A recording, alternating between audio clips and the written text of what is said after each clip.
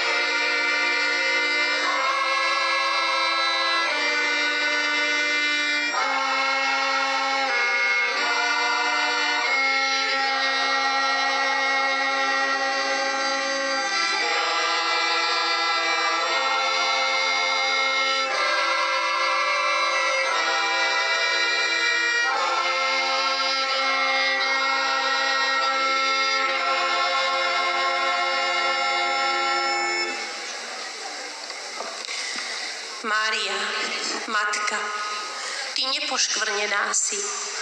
Zhliadni tu na deti, čo prosia o pomoc Tvoju. Pomôž im premáhať hriechu silné hlasy. Nech cítia, Matka, vždy prítomnosť Tvoju. Aj dnes nech znie Matke spev, nech ústa vyjadria, čo srdce v sebe skrýva. Nech ešte viacej znie našej lásky sila. Pokračujeme piesňou Mária, Matka bolestná.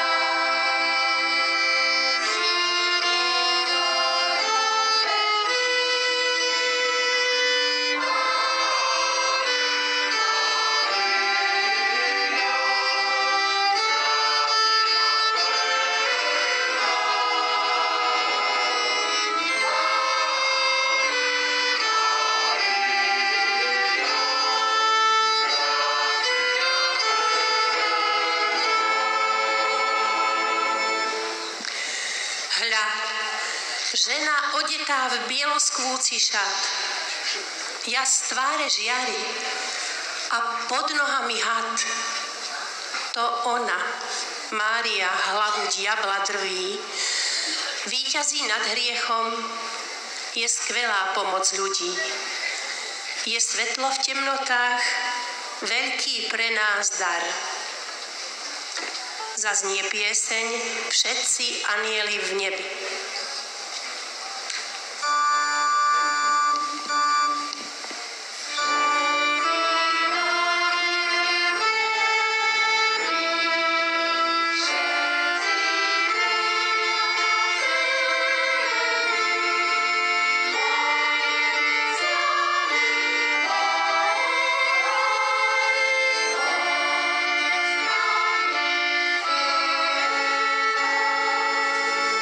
Mária,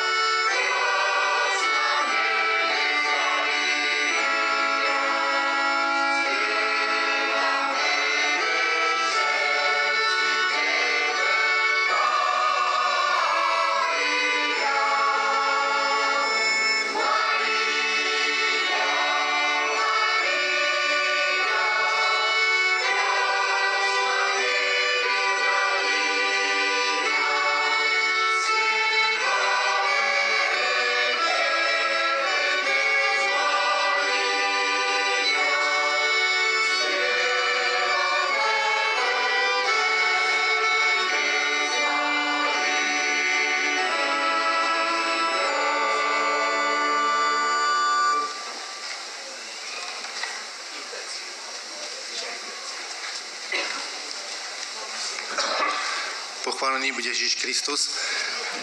Milé sestry a bratia, ešte prečítam úmysly, ktoré sa zapísali na túto svätú omšu.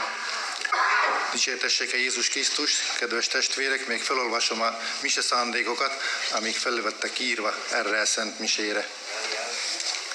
Za obrátenie rodiny, za živú vieru, za rodinu a za zdravie rodiny, za Božie požehnanie, zdravie a robotu pre Ondríka, Rozália a Štefan Černákovi, zosnulý Tibor a Otília Černákovi, zosnulá rodina Žingorová, za Božie milosrdenstvo a za rodinu Žolnírovú, za zdravie a Božie požehnanie za rodinu Zubrickú, za zdravie duše a tela a zdravý duchovný život a pokoj na duši pre Robert a Danka Kečmárikovci, za zdravie Vierky, za zosnulí rodiny Filovi a Kukulovi, za zdravie Božie požehnanie pre rodinu Kapcovú, za zdravie Božie požehnanie za rodiny Radová, Pazdúrová a Ulická, zosnulí z rodiny Radová, Demeterová a Sekerková,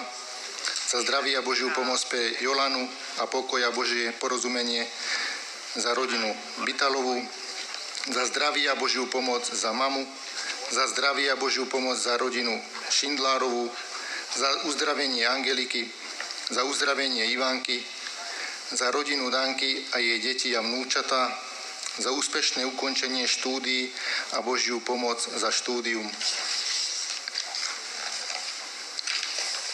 Za zosnulých Jozefa Pribilina, za zosnulých z rodiny Lopušná a Pahuliaková, za zdravie rodiny Pribilinovej a Šulejovej, za zdravý a šťastný pôrod pre Veroniku, za zdravý a šťastnú operáciu pre Martinu Turčinovu, za zdravie a Božie požehnanie pre rodinu Turčinovu, za Maroša a Matúša Pribilinových, za usporiadanie rodiny, za rodiny Martincovú a za zdravie a Božie požehnanie, za vnúčatá Stanku a Martinu a za Martina za Božie požehnanie za celú rodinu Pribilinovú.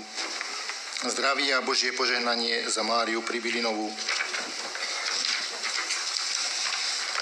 Zosnulého Františka, zosnulý Pavel Riapoš, za zdravie a Božie požehnanie pre rodinu Makovú, za zdravie a Božiu pomoc pre syna Petra, Erika a Juraja, zosnulý z rodiny Oravkinová a Jonasová, zosnulý Melko, za zosnulého kňaza Jána Gnipa, za Božie milosrdenstvo a požehnanie pre rodinu Naniasovú a Kristínku a Máriu, zosnulí rodičia Mária a Lukáč, za zdravie a Božie požehnanie pre Jána a Annu, za uzdravenie rodiny Anny a Sebastiána a za Božie požehnanie, za zdravie a Božie požehnanie pre dcéru Janku s rodinou, za zdravie a Božiu pomoc pre Miroslava, Zitku a Jarmilu, Elenu s rodinami, zosnulú Annu Júliusa, Paulína, Tibora a rodičov.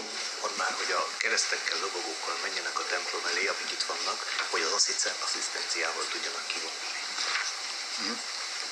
Prosíme veriacich, aby s krížami, ktoré majú so sebou a so zástavami, aby išli pred kostol a tam sa bude zoraďovať asszisztencia a pôjdu v procesii.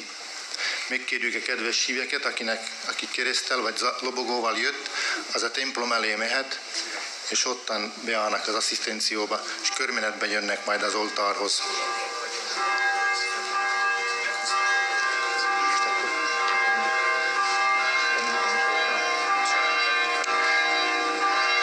Ostatné úmysly svätých omší, ktoré sa zapísali, budú teraz odslúžené a budú prečítané po svätej omši asi. Budú teraz položené pod ten kríž. Minden mise szándék, amit be lett írva, most lesz szolgálva.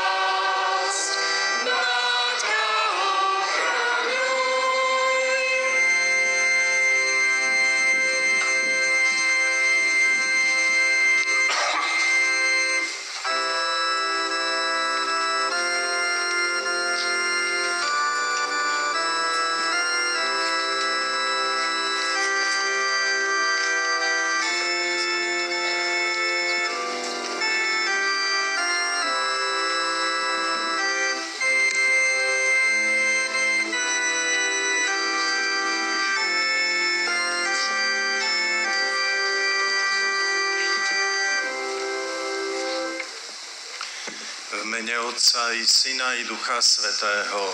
Amen. Pokoj s vami. I s duchom tvojim. Dicsértessék a Jézus Krisztus. Pochválený buď Ježiš Kristus.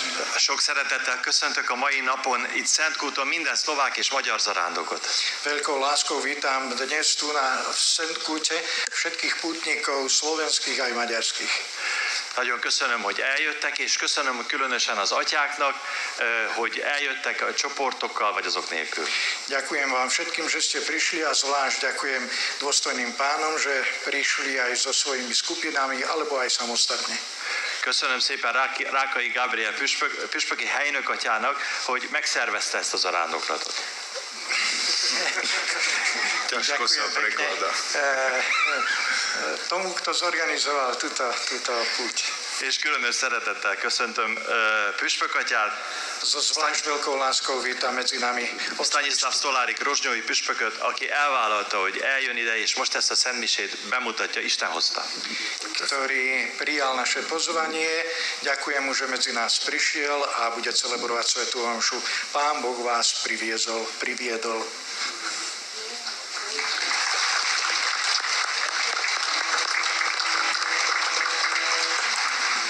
Köszönjünk szépen. Ďakujeme veľmi pekne Pátrovi Lorantovi za pozvanie, za privítanie a takisto vám všetkým, ktorí ste seberali cestu, bratia kňazi, diakoni, zasvetení a všetci pútnici z rôznych častí Slovenska, možno aj tu z časti maďarskej. Nech Pán vytvorí naše spoločenstvo v sile modlitby, pretože to nepozná hranice, to opravdivo zjednocuje nás všetkých. Hoci je táto púť celoslovenského charakteru, predsa je 16. v mesiaci a to je deň modlitieb za rožňavskú diecézu.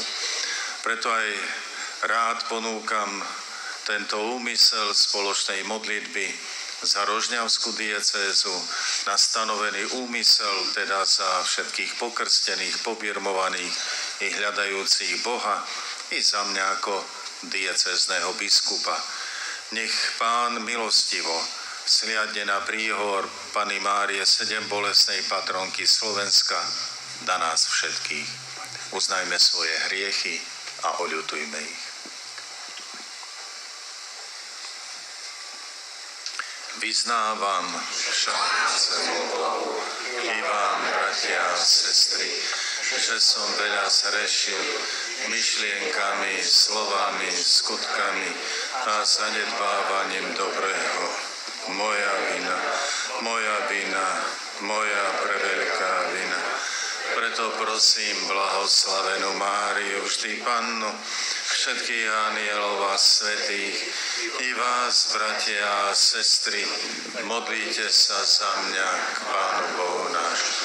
Nech sa nad nami zmiluje všemohúci Boh, nech nám hriechy odpustí a privedie nás do večného života. Amen. Pane Ježišu, Tvoja matka Mária bola nepoškvrnená nad nami hriešnými. Pane, zmiluj sa. Pane, zmiluj sa. Tvoja matka ťa s láskou prijala, sprevádzala ťa na životnej ceste a verne stála pod krížom, keď si za nás umieral. Kriste, zmiluj sa. Kriste, zmiluj sa. Svoju matku si vzal do neba, aby bola našou kráľovnou a orodovníčkou. Pane, zmiluj sa. Pane, zmiluj sa.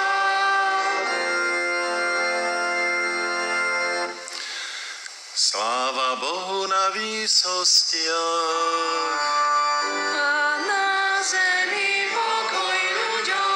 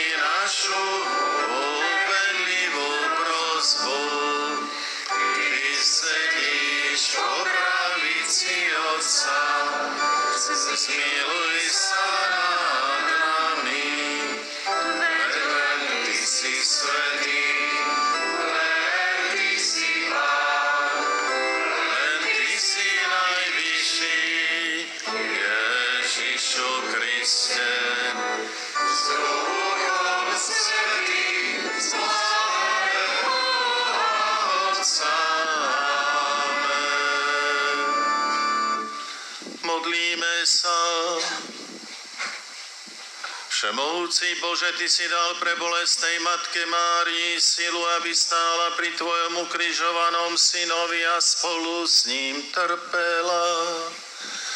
Daj prosíme, aby sme aj my ochotne niesli svoj každodenný kríž v spojení s Kristom a tak dosiahli účasť na jeho zmrtvých vstaní.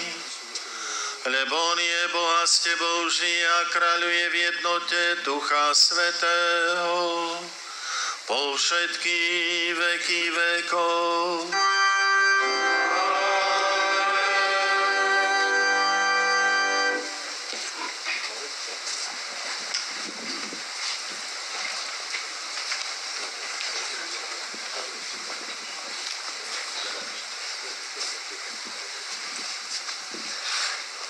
Čítanie zo skutkov apoštolov.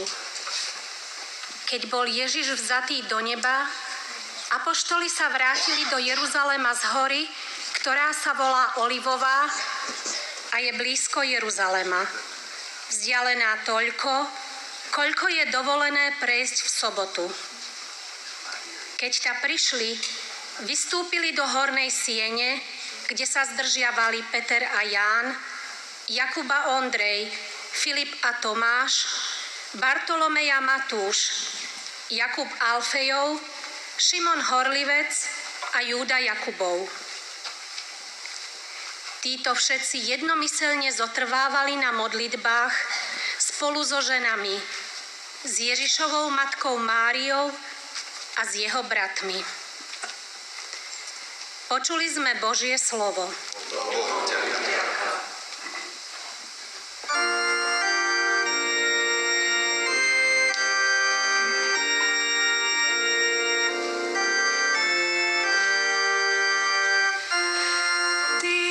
Sláva nášho národa, Ty si radosť nášho ľudu. Ty si sláva nášho národa, Ty si radosť nášho ľudu. Velebí moja duša Pána, a môj duch jasá v Bohu, mojom Spasiteľovi. Ty si sláva nášho národa, Ty si radosť nášho ľudu. Lebo zhliadol na poníženosť svojej služobnice, hľa od tejto chvíle blahoslaviť ma budú všetky pokolenia. Lebo veľké veci mi urobil ten, ktorý je mocný, a sveté je jeho meno. Ty si sláva nášho národa, Ty si radosť nášho ľudu. A jeho milosrdenstvo z pokolenia na pokolenie s tými, čo sa ho boja. Ukázal silu svojho ramena, rozptýlil tých, čo v srdci pyšne zmýšľajú. Ty si sláva nášho národa, Ty si radosť nášho ľudu. Mocnárov zosadil z trónov a povýšil ponížených. Hladných nakrmil dobrotami a bohatých prepustil na prázdno. Ty si sláva nášho národa, Ty si radosť nášho ľudu.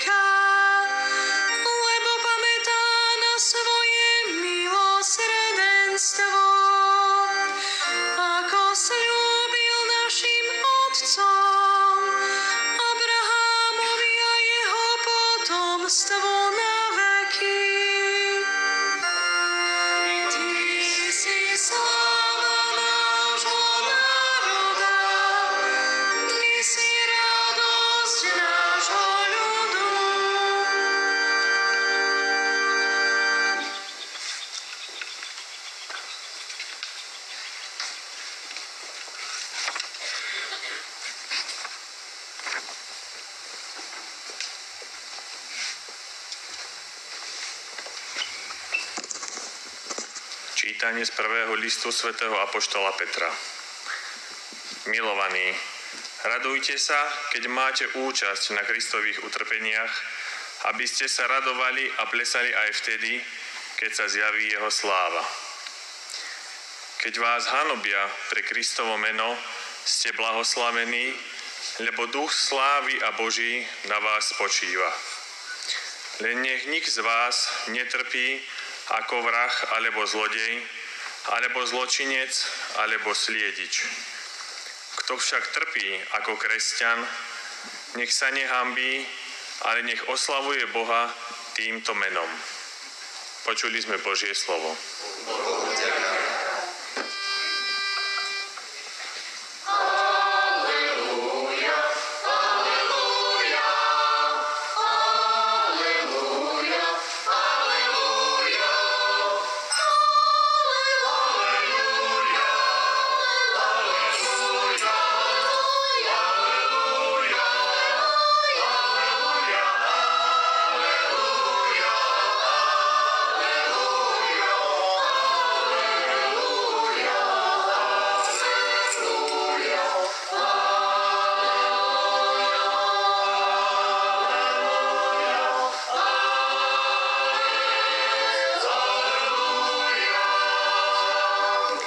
Kto ma miluje, bude zachovávať moje slovo, hovorí Pán.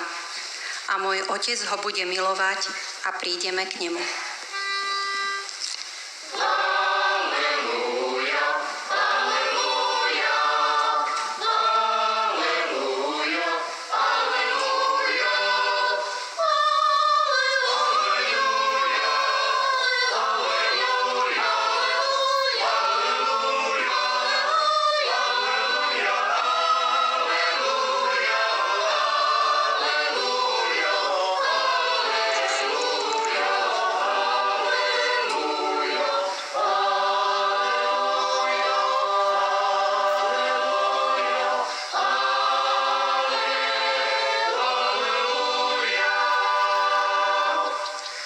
Pán s vami.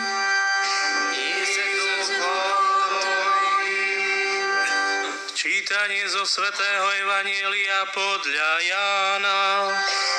Sláva Tebe, Pane.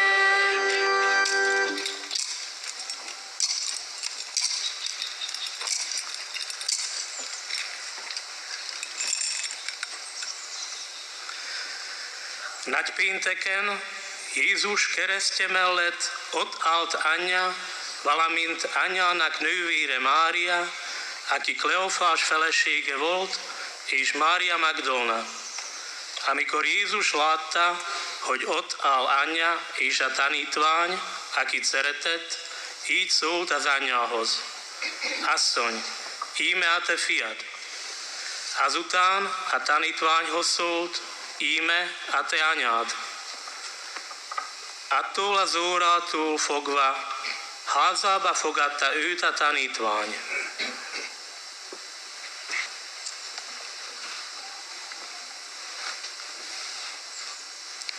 Pri Ježišovom kríži stála jeho matka, sestra jeho matky Mária Kleopasova a Mária Magdaléna.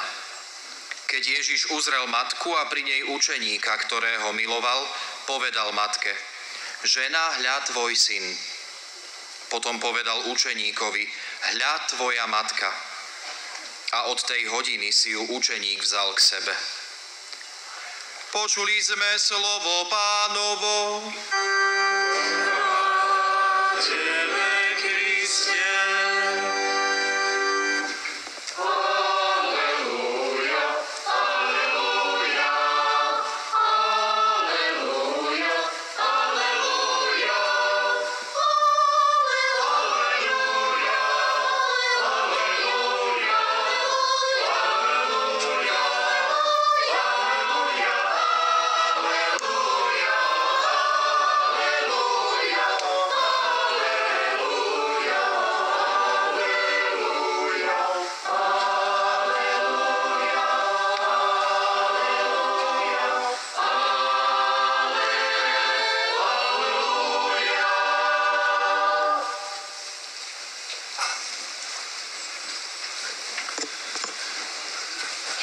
drahí bratia, kňazi, diakoni, reholné sestry, zasvetené osoby, milovaní pútnici, milé deti, milá mládež.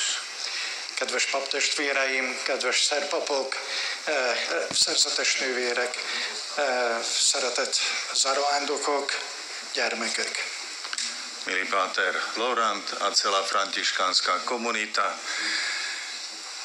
po tieto dni a zvlášť včera sme mohli prežívať krásnu slávnosť sedembolestnej patronky Slovenska, ktorá nás prevádza už veľmi dlhý čas na našej životnej púti.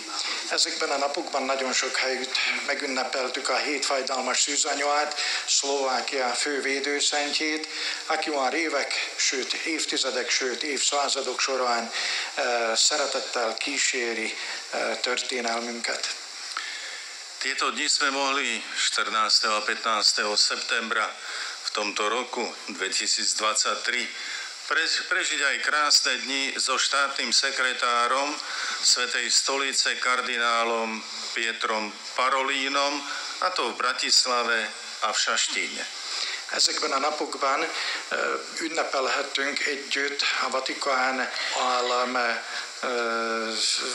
képviselőjével, Pietro Parolinivel, Pozsonyban és Sasvárot egyaránt.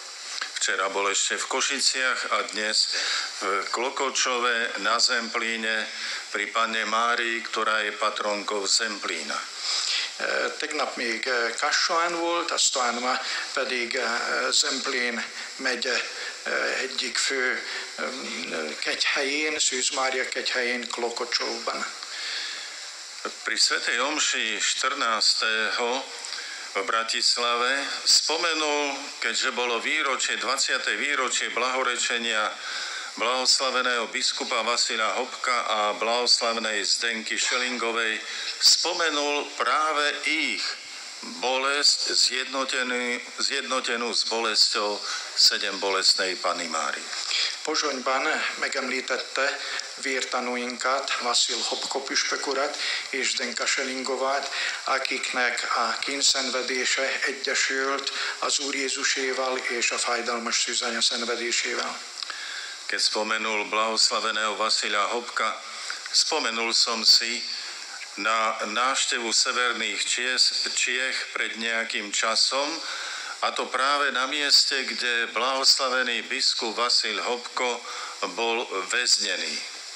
Amikor boldog Vasil Hopko püspök urat említette, eszembe jutott az a hely, amit nemrégen meglátogattam Csehországban, ahol a püspök úr raboskodott.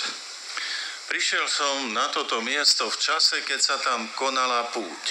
Akkor jártam ott, amikor zarándoklatra került sor azon a helyen. Ale to bola púť v tom takom českom chápaní, všade kolotoče, stánky, rôzne vône. A na budove, kde bol väznený biskup Vasil Hopko a toľko ďalších kňazov a reholných sestier, bola len taká nepatrná tabuľka, pripomínajúca toto väznenie, ale v tom čase zakrytá práve týmito stánkami a tým hurhajom, ktorý akože mal byť púťou na tomto mieste. A zarándoklat egy kicsikét viselte, vagy nagyon is viselte magán a cseh jellemet, ami uralkodik ma ott Csehországban, azon a épületen, ahol boldog Hopko Vasil püspök urat fogjul tartották, vagy fogságban tartották, és sok más papot is, csak egy jelentéktelen kis tábla hirdette, hogy milyen épületről van szó. A lényeg azonban a ringispireken, különböző építményeken, különböző sátorokon volt, ahol mindenféle nyalámságokat, más ajándékokat árultak. Teda bolo tam naozaj veľa tých hodujúcich, zabávajúcich sa a nikoho nezaujímalo v tej chvíli a na tomto mieste, aké utrpenie prežili tam väznení kňazi, reholné sestry A kto vie, koľký ďalší v tejto budove, v týchto budovách.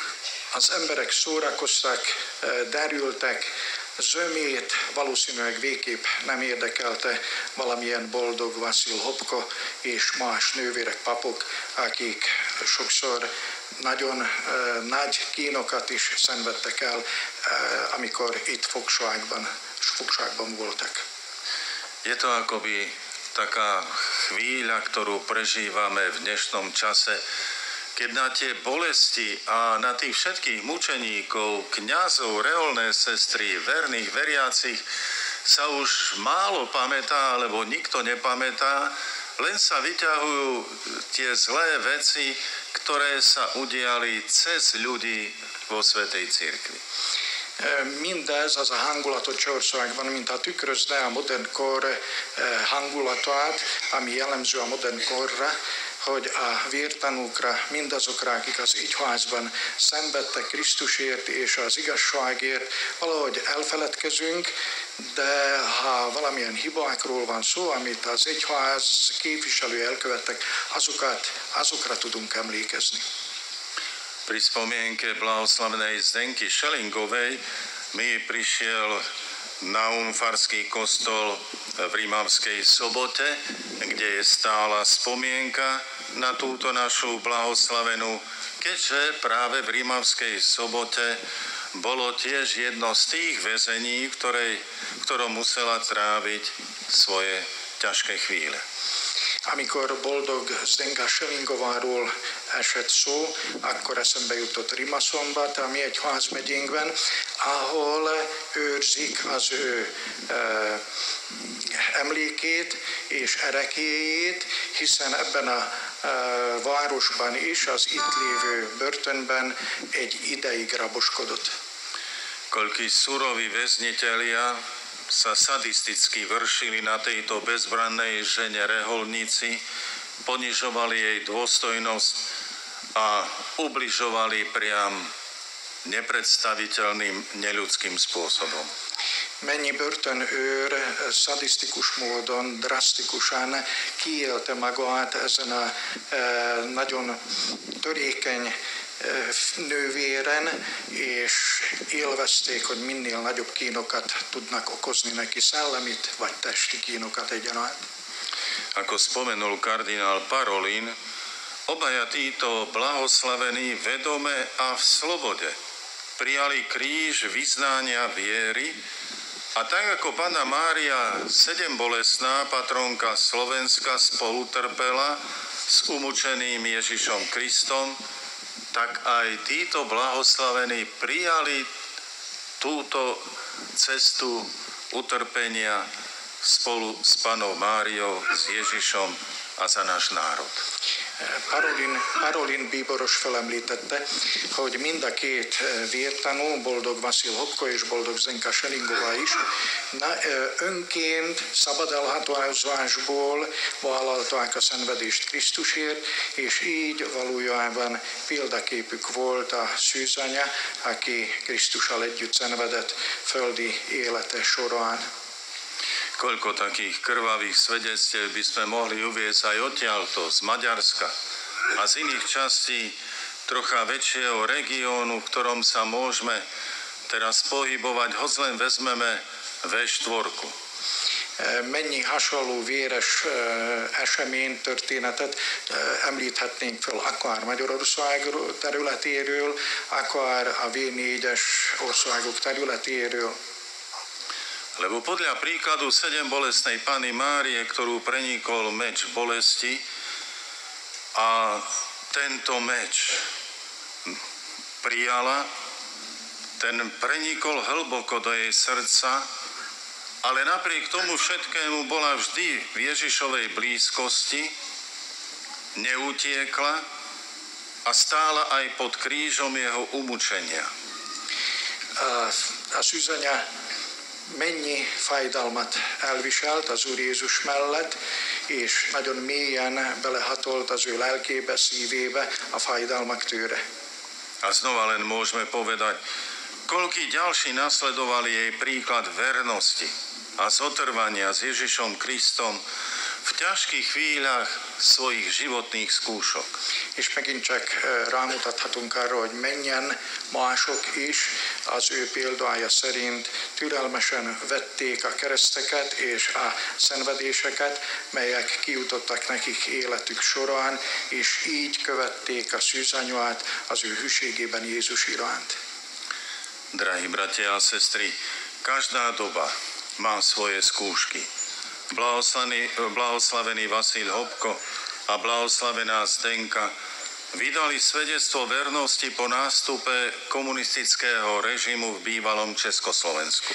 Minden időnek megvan a maga megpróbáltatásai. Vasil Hopko és Zdenka Selingová éppen a kommunista időszakban vállalták önként, önszántukból a szenvedést Krisztusért. Minulú nedeľu, 10. septembra, teraz 2023, sa vo vzdialenosti asi 130 kilometrov od nášho severovýchodného mesta Svidník v poľskej obci Markova udialo zvláštne blahorečenie. Blahorečenie 9 mučeníkov alebo mučeníkov 9-člennej rodiny z nacistického obdobia.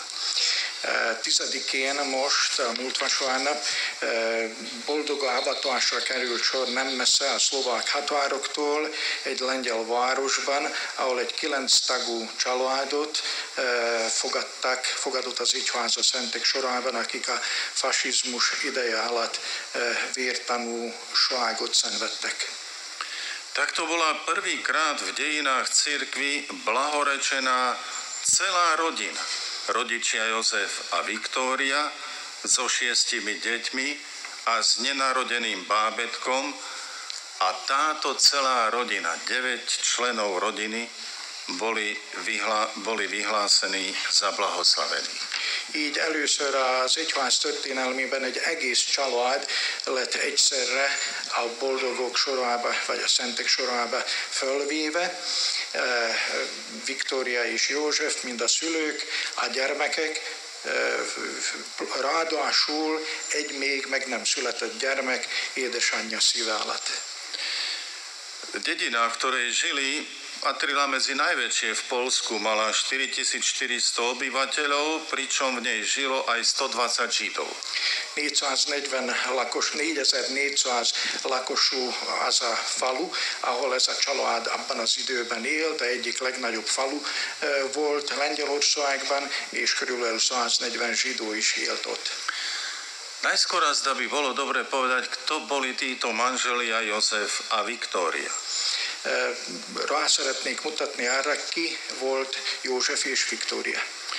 Jozef Ulma sa narodil v roku 1900, mal záľubu vo fotografovaní, založil prvú škôlku ovocných stromov, bol oboznámený alebo mal knihy o elektrotechnike, fotografovaní, o využití vetra, aj publikácie o obyvateľoch Austrálie.